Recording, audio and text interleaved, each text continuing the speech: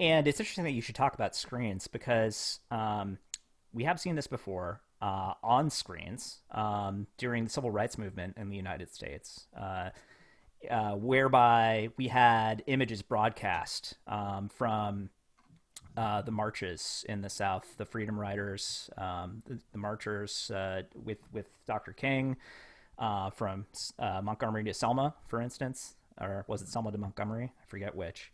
Um, but basically, all these images beamed for the first time via television across the world of basically nonviolent protesters being fire hosed and attacked with dogs and things like this, right?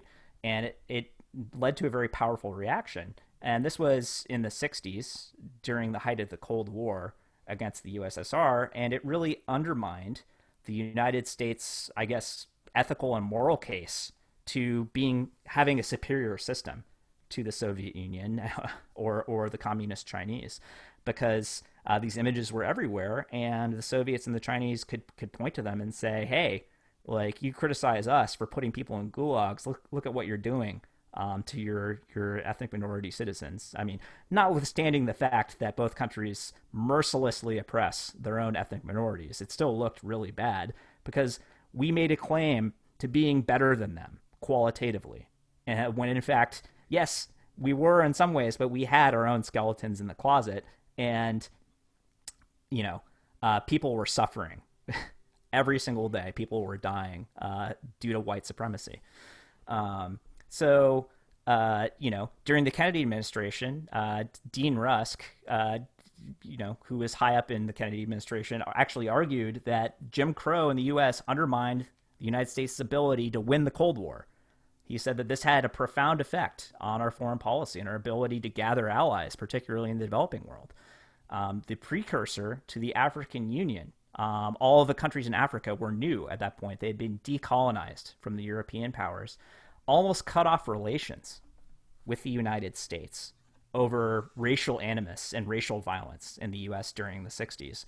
Instead, they settled on what amounts to a stiffly worded letter. And we maintained those relationships and those alliances. But like, it was kind of a close thing because they saw what was happening and they said, "You guys are white supremacists. Like, why should we deal with you? You know, the Soviets are a better choice for us." Some of them. Eventually, the topic changed as the Vietnam War kind of ground on and became more intractable, and people got distracted away from civil rights to a certain extent. But we've seen this once before, right? And it overlaps with international relations because we're now in this moment where the United States looks confused, divided, and weak. We've had a bad policy response to COVID. We've had a suboptimal, I would argue, presidency for the last 3.5 years. Confused policies, letting down allies, which we've talked about at length, including last week's episode, Hold on. right? Well, here's the thing. Like, it doesn't have to be about what you argue about Trump because it's a bad. In a poll that came out this week, 54% of Americans in this poll said that they believe the president is racist. Yeah, that's a There's majority. Yeah. like we can't like you can talk about this in different ways, but if we're going to have the conversation of America as an attractor of other countries in the scheme of international relations, in order to be great you have to be good, and the majority of Americans do not think the president is good on race. Yeah. And I'm not sure how long we've been asking that question. I don't think we would have asked it of the last administration, but yeah, it's pretty clear what's going on here, and it undermines our ability to hold countries like Russia and China to account. Right? We've been trying to criticize the Chinese on their horrible human rights record in places like Xinjiang, where they have 1 million Muslim Uyghurs in camps, concentration camps, basically. In Hong Kong, which are in the process of grinding into the dust. They're going to take over and basically institute a police state there. Maybe not all at once, but over time. And of course, the Putin regime in Russia has suppressed democratic tendencies for decades now, and has only tightened its grip over time. He is on the verge of becoming effectively president for life. in a what is now a July 1st referendum. And when guys like Mike Pompeo, the Secretary of State, try to hold these countries to account and say, hey, you're violating human rights, it's very easy for China's army of propagandists to turn around and say, your cities are on fire. Like, your Yeah, cops are killing your own civilians. this this administration has been particularly bad on the soft power stuff. So I've said soft power, we'll define it again.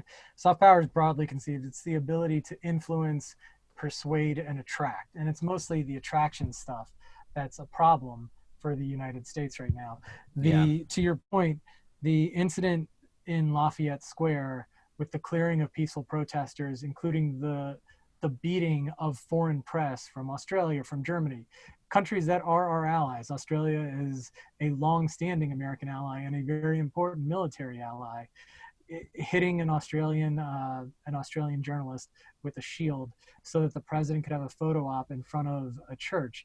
This is the kind of propaganda gold that our adversaries wouldn't like. They couldn't have dreamed this up. Mike Pompeo, the yeah, State Department, having a Black Lives Matter flag taken down off of the State Department building in Seoul that's right. is another problem. Like the country, just as like in international relations, like a State Department and a diplomatic level, is like, well, you're either going to lean in on the attractive part of America as this place that can actually openly, even if it's ugly and messy and indelicate in all the possible ways you can imagine, but it has the capacity to openly reckon with its demons. You either embrace that or you don't. Yeah. And we're plainly not doing that right now. So Well, from an so IR perspective, it's not going well. it's not going well, but I think you hit the nail on the head. It's right in that in a lot of systems, it is not possible to basically air one's dirty laundry in the way that we're doing continuously and peacefully with the demonstrations and protesters in the streets.